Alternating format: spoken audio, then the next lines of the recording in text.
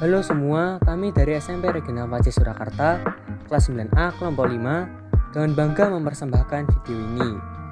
Pertama-tama, kami akan memperkenalkan diri kami terlebih dahulu. Yang pertama adalah saya, Nathanael Alfredo Handoko, kelas 9A, absen 26. Saya adalah ketua dari kelompok ini. Perkenalkan, nama saya Julistian Darmawan, absen 19 dari kelas 9A. Perkenalkan, nama saya Alvanudian Saputra dari kelas 9A, absen 3. Saya Nadine Kirani dari kelas 9A, nomor absen 24. Video kami akan membahas tentang menurunnya mutu pendidikan di Indonesia. Selama 2 tahun lebih, anak-anak harus menjalani PJJ dari rumah masing-masing dan kurikulum nasional belum efektif diterapkan untuk PJJ. Selamat menyaksikan video kami.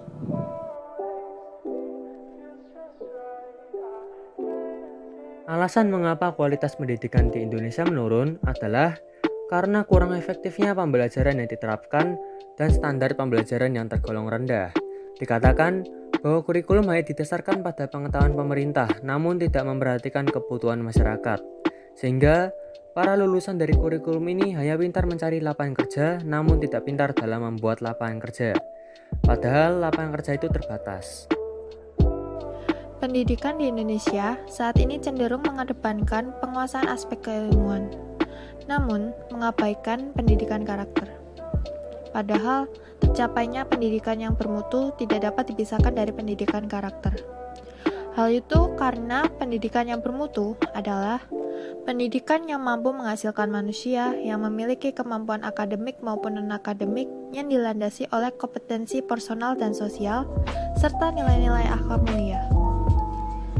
Dalam menghadapi hal tersebut, dibutuhkan pendidikan karakter yang dibangun melalui sekolah, seperti pendidikan Pancasila. Hal itu karena di dalam Pancasila terdapat nilai-nilai luhur yang dijadikan sebagai dasar negara dan pandangan hidup bangsa. Dan untuk menjamin pendidikan karakter pada anak, kita harus memberi mereka pendidikan terjamin. Maka dari itu, kita bisa menggunakan jasa dari asuransi pendidikan. Karena dengan adanya jasa asuransi pendidikan, kita tidak perlu lagi khawatir dengan penurunan kualitas pendidikan dan biaya yang diperlukan untuk pendidikan yang rata-rata per tahunnya naik. Dan kita memiliki kewajiban untuk membayar premi yang nantinya akan dijadikan jaminan untuk pendidikan siswa. Dan ada beberapa manfaat yang bisa kita dapatkan dari asuransi pendidikan. Yang pertama, menjamin dana pendidikan. Yang kedua, merencanakan pendidikan anak. Yang ketiga, belajar mengatur keuangan. Dan yang terakhir, memberi rasa tenang.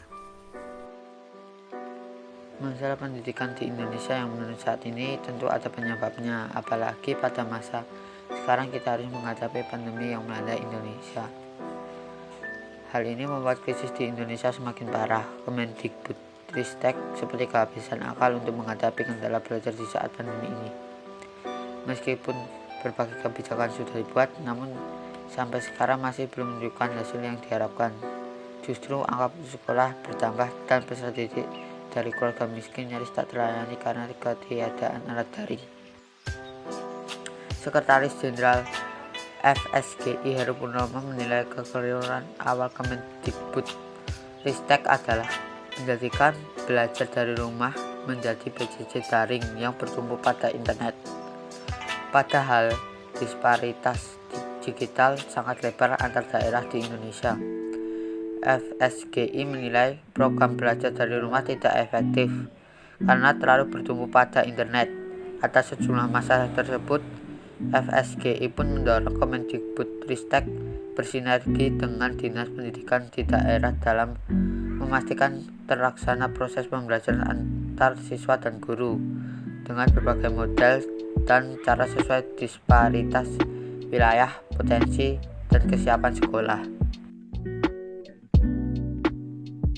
Dari masalah pendidikan yang terjadi di Indonesia, kita bisa melihat bahwa sistem pendidikan di Indonesia masih belum terlalu efektif untuk anak-anak di Indonesia, apalagi dengan adanya PJJ. Banyak anak-anak yang putus sekolah karena tidak memiliki akses untuk bersekolah seperti biasanya. Maka pemerintah harus bisa lebih memperhatikan anak-anak yang tidak bisa mengakses pendidikan dan memberikan mereka jalan untuk bisa kembali bersekolah. Dan untuk semua siswa di Indonesia harus bisa lebih semangat dalam meraih impian. Selain itu, orang tua harus mendukung apa yang anak ingin lakukan.